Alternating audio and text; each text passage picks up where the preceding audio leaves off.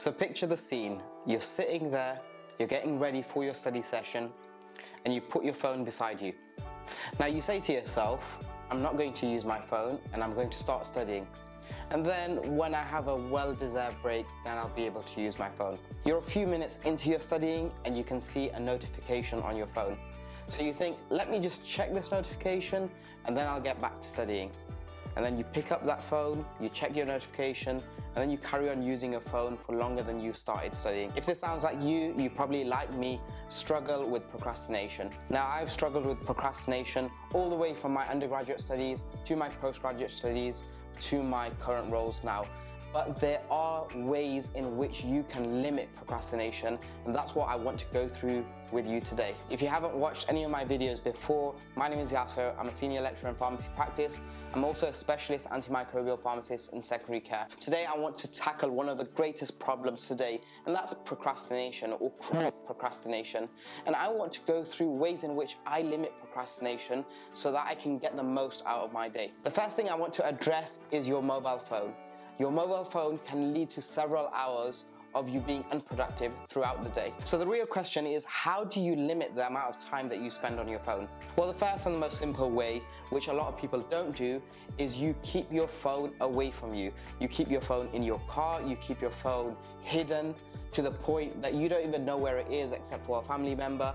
And that may sound a bit ridiculous to you, but that is the most effective way to just limit the use of your phone if you want to have a productive day. If you struggle with doing that and you need your phone beside you, there is another way. What I do is I currently use the app Forest. Forest is an app in which you plant virtual trees for time you spend away from your phone. You can set that timer to however long you want, so you can set that timer for an hour, and then you can't use your phone for an hour, or else you won't plant that virtual tree. The way in which it gets you to really collect points within the Forest app is the fact that you can invite friends, and at the same time, once you plant a sufficient amount of virtual trees and you collect these coins within the app, then you can plant actual trees. So this is a good way to avoid using your phone while it's sitting next to you. At the same time, let's say you're doing your work on a computer. The computer can lead to several different distractions. You can access the majority of your social media via the computer. You can access several web pages via the computer that are not productive. So how do we limit the amount of time that you spend on your computer that's unproductive? So the second thing I do is I use the Pomofocus website. It's a free website where you can use the Pomodoro technique. The Pomodoro technique is where you spend a certain amount of time working and then you set yourself up with a short break, and you do this for 4 times until you have a longer break. So example is, you work for 25 minutes, you have a 5-minute break, you work for 25 minutes, have a 5-minute break. You do this 4 times over, and then you reward yourself with a long break, which is normally about 30 minutes. So I use the Pomofocus website to have a timer set. The Pomofocus website is really good because you can set the amount of time that you normally want to work for and the short breaks, and it automatically rolls on while you're working. So I keep that on as a window at the side of my screen, and I have to stick to that. So essentially, no matter what, if the Pomofocus timer is going off, I will not do anything but work within that time, and then I will have a short break.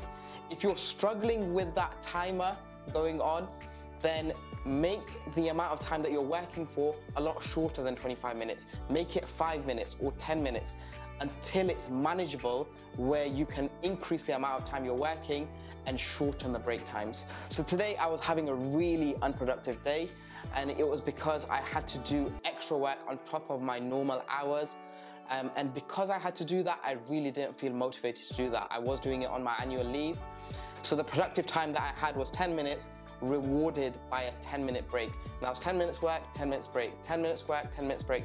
And that's not very productive, but it is more productive than saying to yourself, I'm going to work for an hour straight, not doing it, and then it just ending up into complete unproductive time. The third is setting the amount of time that you want to work within that day. So I don't really set a plan for the day, because what generally tends to happen is when I plan for all the tasks I'm going to complete, some tasks may take longer than I anticipated, and really that just ruins the whole plan for the day. But I do keep a plan of how much time I want to spend working during that day. That way I'm not rushing tasks that need more time, or I'm not going through tasks that are easy for a longer duration of time. I really set a time of how much time I want to work during that day, and that's without me stating what that work actually entails. And then if you still struggle with working during the day despite all of these methods, then the fourth way is using a Google extension that essentially blocks any sites that are unproductive. So you can have a free Google extension like Block Site, which I'll put a link in the description below, where it essentially blocks any sites that you state are unproductive for you. So you can even block Google if that leads to you being unproductive, and only allow websites that you want to use during the day. Those are my tips on how you can improve your productivity and tackle chronic procrastination. I hope you found these useful, and if you did, please drop a like and subscribe to the channel.